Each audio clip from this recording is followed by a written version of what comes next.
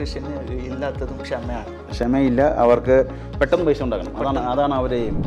ഇത് വലിയ ഓപ്പൺ കൺട്രിയാണ്, അതുകൊണ്ട് ഒരു പ്രശ്നമില്ല. ഇഷ്ടംപോലെ എത്ര കമ്പനികൾ ഇനി വന്നാൽ പോലും അവർക്ക് എല്ലാവർക്കും നിന്ന് പോകാനുള്ള സാഹചര്യങ്ങൾ ഇവിടുത്തെ എല്ലാം ചെയ്തു തരുന്നത്. അത് അവരെ എനിക്ക് ഒരിക്കലും തെളിയിക്കണം. അവിടെ ഞങ്ങൾ എല്ലാ വർഷം തന്നെ എന്തെങ്കിലും പാർട്ടി നടത്തി അവരെയും എപ്പോഴും ഹാപ്പി ആയിട്ടാണ് കൊണ്ടുനടക്കുന്നത്. നമുക്ക് ഇതുവരെ എത്തിയെങ്കിലും നമ്മൾ ആ വന്ന വഴി ഞാൻ ഒരിക്കലും മറക്കാറില്ല.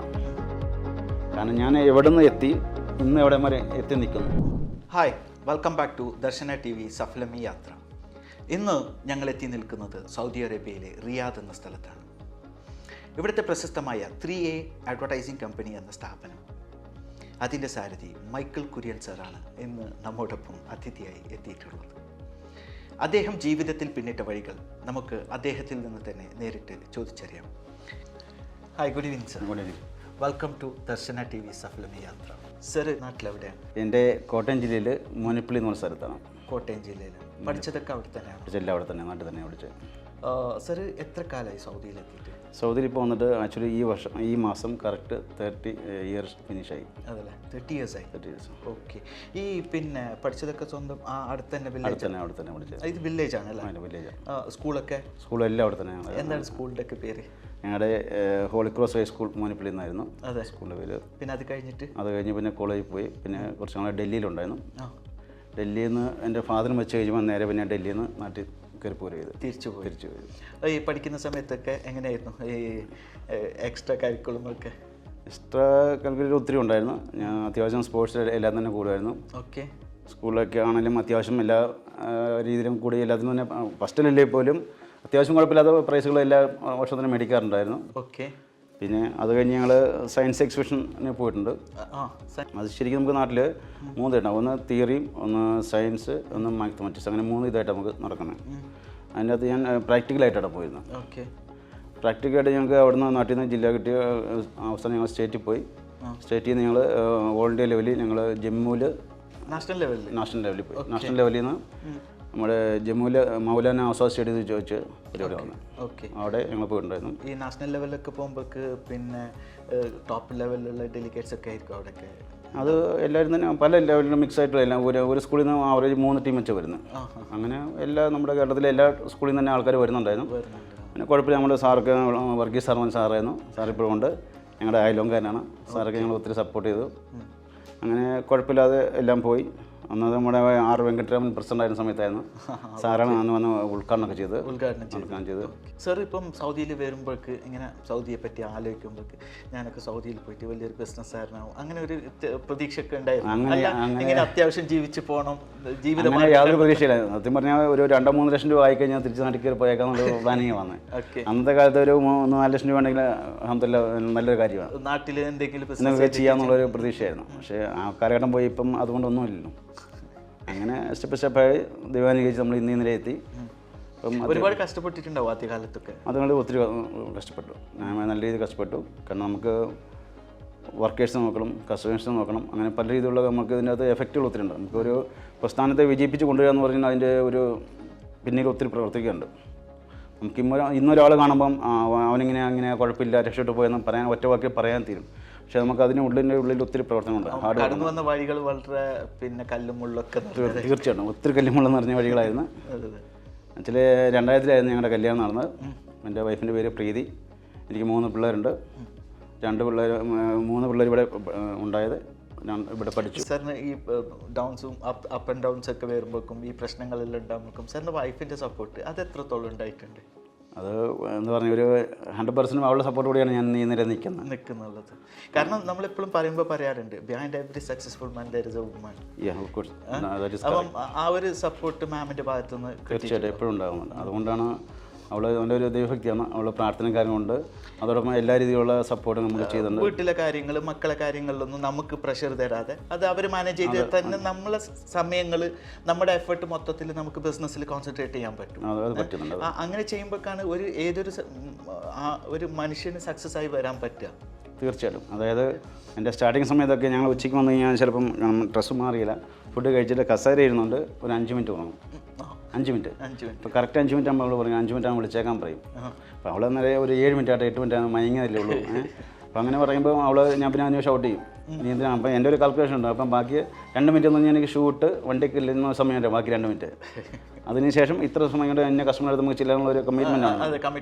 ആ കമ്മിറ്റ്മെൻറ്റ് നമുക്ക് ആ ടൈമിംഗ് ആണ് ഏറ്റവും പഞ്ച്വാലിറ്റി തന്നെ. അപ്പോൾ അതുകൊണ്ട് അങ്ങനെ പോലും സമയം അതുപോലെ നമ്മളെ ഹെൽപ്പ് ചെയ്ത് എല്ലാ കാര്യം ചെയ്തു തന്നിട്ടുള്ളത്. 3 മക്കളാണെന്ന് പറഞ്ഞു. ഫസ്റ്റ് മോനാണോ? അല്ല, മൂത്ത മോളാണ്. മൂത്തമാണ്. അവളിപ്പോൾ മണിപ്പാൽ കസ്തൂര മെഡിക്കൽ കോളേജിൽ പഠിച്ചുകൊണ്ടിരിക്കുന്നത്.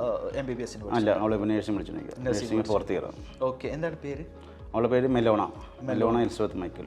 ഓക്കെ, പിന്നെ സെക്കൻഡ് മാക്സ്വെൽ മൈക്കിൾ കുര്യൻ. അവനിപ്പോൾ UK യിലാണ്, നോർവിച്ച് പഠിച്ചുകൊണ്ടിരിക്കുന്നു. സെക്കൻഡ് ഇയർ ബിസിനസ് ആയിട്ട് എടുത്ത് പഠിച്ചിരിക്കുന്നു. Third one Thomas Michael. അവനിപ്പോൾ 10th എക്സാം കഴിഞ്ഞിരിക്കുകയാണ്.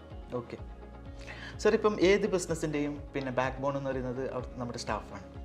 അവരുടെ പിന്തുണ എത്രത്തോളം ഉണ്ട്?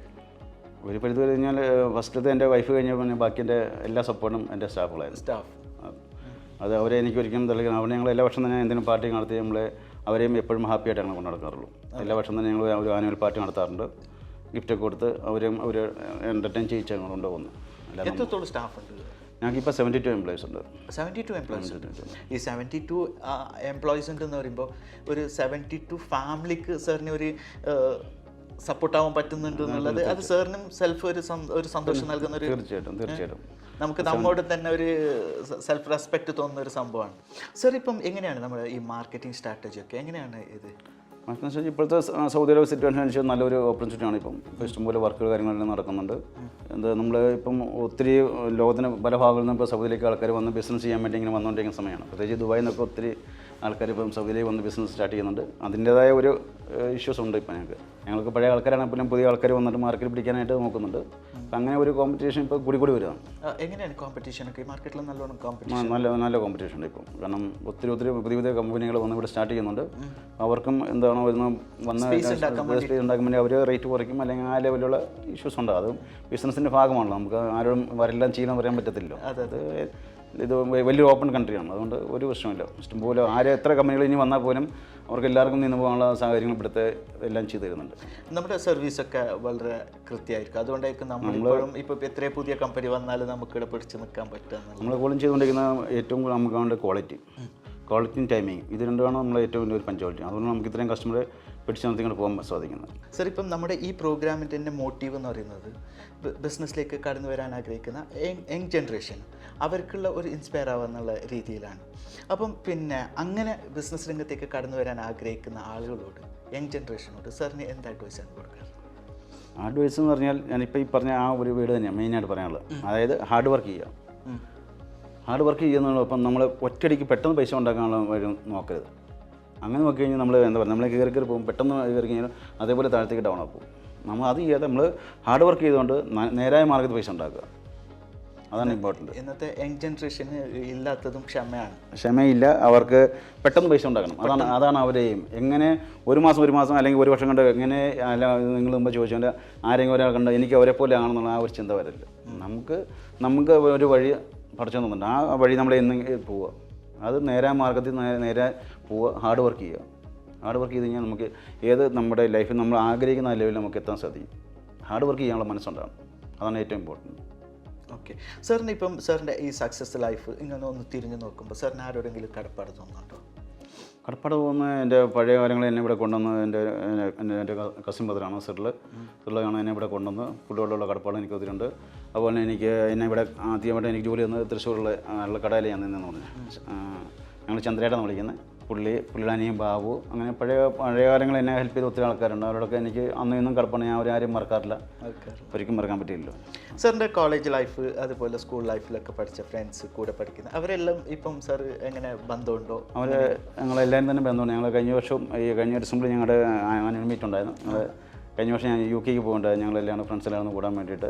അങ്ങനെ എല്ലാവരും കാണാറുണ്ട്. എല്ലാവരും ഞാൻ മിക്കവാറും ഇപ്പം ഫോൺ സൗകര്യങ്ങളുണ്ട്. എല്ലാവരും ഓൺലൈൻ എപ്പോഴും ഉണ്ടാവും, വിളിക്കും, കാര്യങ്ങളെല്ലാം ഉണ്ട്.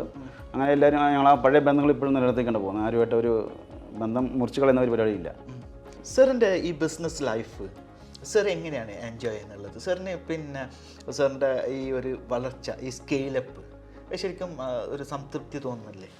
തീർച്ചയായിട്ടും. ഞാനതിൻ്റെ അകത്ത് ഇത്ര നമുക്ക് നല്ലൊരു ലെവലിൽ ഞാൻ എത്തി. നമുക്ക് ഇതുവരെ എത്തിയെങ്കിലും നമ്മൾ ആ വന്ന വഴി ഞാൻ ഒരിക്കലും മറക്കാറില്ല. കാരണം ഞാൻ എവിടെ നിന്ന് എത്തി ഇന്ന് എവിടെ വരെ എത്തി നിൽക്കുന്നു, അത് രണ്ടും ഞാൻ എപ്പോഴും അത് കീപ്പ് ചെയ്യണം. വന്ന വഴി മറക്കാതെ ഞാനിപ്പം ജീവിച്ചു പോകുന്നു. കാരണം ഞാൻ ഒന്നുമില്ലായ്മയിൽ നിന്ന് ഇന്ന് ഈ നിലയിൽ എത്തിയെങ്കിലും നമുക്ക് നമ്മളെപ്പോലെ കഷ്ടപ്പെടുന്ന ആൾക്കാർ ഒത്തിരി ഉണ്ട്. നമ്മളെ കൊണ്ട് ചെയ്യാൻ പറ്റുന്ന കാര്യങ്ങളെല്ലാം നമ്മളിപ്പോഴും എല്ലാവർക്കും വേണ്ടി ചെയ്യുന്നുണ്ട്. നാട്ടിലായാലും ശരി, ഇവിടെയാണ് അങ്ങനെ ചെയ്തു പോകുന്നുണ്ട്. ബിസിനസ് രംഗത്തേക്ക് കടന്നു വരാൻ ആഗ്രഹിക്കുന്ന ആളുകളോട്, യങ് ജനറേഷനോട് സാറിന് എന്ത് അഡ്വൈസാണ് കൊടുക്കുക? അഡ്വൈസ് എന്ന് പറഞ്ഞാൽ ഞാനിപ്പോൾ ഈ പറഞ്ഞ ആ ഒരു വീട് തന്നെയാണ് മെയിനായിട്ട് പറയാനുള്ളത്. അതായത് ഹാർഡ് വർക്ക് ചെയ്യുക. ഹാർഡ് വർക്ക് ചെയ്യുന്നതോടൊപ്പം നമ്മൾ ഒറ്റയടിക്ക് പെട്ടെന്ന് പൈസ ഉണ്ടാക്കാനുള്ള വഴി നോക്കരുത്. ഹാർഡ് വർക്ക് ചെയ്തുകൊണ്ട് നേരായ മാർഗ്ഗത്തിൽ പൈസ ഉണ്ടാക്കുക. എന്താണ് സാറിൻ്റെ നെക്സ്റ്റ് ഒരു എക്സ്പാൻഷൻ പ്ലാൻ? എങ്ങനെയാണ് ഇനിയിപ്പം ബിസിനസ്സിനെ കൊണ്ടുപോകാനുള്ള എന്തെങ്കിലും പുതിയ പദ്ധതി സാർ തയ്യാറാക്കി? എക്സ്പാൻഷൻ ആക്ച്വലി ഞാൻ പറഞ്ഞു, നമ്മൾ ആ ഒരു മീഡിയ ലെവലിലേക്ക് മാറുന്നുണ്ട്. അതല്ലാതെ ഒത്തിരി ഒരു ഡെവലപ്പിലേക്ക് പോകാൻ ആഗ്രഹിക്കുന്നില്ല. കാരണം പ്രായങ്ങൾ മുമ്പോട്ടായി, ഞാൻ വന്നിട്ട് 30 വർഷമായി. ഇനി പിള്ളേരൊക്കെ ഡെവലപ്പായി വരട്ടെ, പിള്ളേർക്ക് ചാൻസ് കൊടുക്കാം. പിള്ളേർക്ക് താല്പര്യം ഉണ്ടെങ്കിൽ അവർ വന്ന് അവർ ഡെവലപ്പ് ചെയ്ത് പോകട്ടെ എന്നുള്ളൊരു ചിന്താഗതിയാണ്. അല്ല നമ്മൾ ഒത്തിരി നമ്മളെ ജീവിതം മുഴുവൻ അങ്ങനെ അധ്വാനിച്ച് ഇവർക്ക് പിള്ളേർക്ക് ഉണ്ടാക്കി കൊടുത്തിട്ട് കാര്യമില്ലോ. നമ്മൾ അവർക്ക് അധ്വാനിക്കാനുള്ള ഒരു ചാൻസ് നമ്മൾ ഉണ്ടാക്കി കൊടുക്കണം. അല്ലെങ്കിൽ നമ്മൾ അവർക്ക് മാത്രം കൊണ്ട് ഉണ്ടാക്കി കൊടുത്തു കഴിഞ്ഞാൽ അവർ പിന്നെ മടിയന്മാരായി മാറും. അപ്പോൾ അവരും കൂടെ അധ്വാനിക്കണം. അവർക്കുള്ള ഒരു സ്പേസും ഉണ്ടാക്കി കൊടുത്ത് സ്പേസ് ഉണ്ടാക്കി കൊടുക്കുക, വിദ്യാഭ്യാസം കൊടുക്കുക, സ്പേസും കൊടുക്കുക. അവരൊരു പിന്നെ സേഫ് ആയിട്ടുള്ള ഒരു ലെവലിൽ എത്തിക്കാനുള്ളത് അത് ചെയ്യുന്നുണ്ട്. അത് 100% ചെയ്യുന്നുണ്ട്. അപ്പോൾ അതാണ് എൻ്റെ ഒരു എയിമുള്ളത്. ബാക്കി അവർ ഹാർഡ് വർക്ക് ചെയ്യണം. അവർ ഹാർഡ് വർക്ക് ചെയ്ത് വന്നാലേ ഈ പൈസയുടെ വില എന്താണെന്നും ഇതിൻ്റെ ബുദ്ധിമുട്ട് അല്ലെങ്കിൽ ഉണ്ടാക്കുന്നതിൻ്റെ ബുദ്ധിമുട്ടാണെന്നൊക്കെ അവർ മനസ്സിലാക്കി അതനുസരിച്ച് അവർ പെരുമാറും. അല്ലെങ്കിൽ നമ്മൾ കുറേ പൈസ ഉണ്ടാക്കി അവരിങ്ങനെ എൻജോയ് ചെയ്ത് അവരങ്ങ് പോകും. അവർ ആ വേറെ ലെവലിലേക്ക് പോകും അവരുടെ ലൈഫ്. അങ്ങനെ ഉണ്ടാകാതിരിക്കാൻ വേണ്ടി നമ്മൾ അതിന് സ്പേസ് കൊടുക്കുന്നു. അവർ വന്ന് കാര്യങ്ങൾ കണ്ട് പഠിച്ച് ചെയ്ത് ഡെവലപ്പ് ചെയ്ത് കൊണ്ടുപോകണം എന്നുള്ളതാണ് എൻ്റെ ആഗ്രഹം. ഇനി അവരെ കാഴ്ചപ്പാട് എന്താണെന്നുള്ളത് നമുക്കറിയത്തില്ല. സാറിൻ്റെ ഏതായാലും സാറിൻ്റെ തിരക്ക് പിടിച്ച ബിസിനസ് ലൈഫിലും നമ്മുടെ ദർശന ടി വിക്കും അതേപോലെ നമ്മുടെ ഈ സഫലമി യാത്ര എന്ന പ്രോഗ്രാമിന് സമയം അനുവദിച്ചതിൽ വളരെ സന്തോഷമുണ്ട്. പുതിയൊരു എപ്പിസോഡുമായിട്ട് സാറിനെ കണ്ടെത്തും. എനിക്ക് ഒത്തിരി സന്തോഷമുണ്ട് നിങ്ങളിവിടെ വരാനും നിങ്ങളെയൊക്കെ കാണാനും ഒക്കെ എല്ലാം സാധിച്ചതിന് ഒത്തിരി താങ്ക്സ് ഉണ്ട്.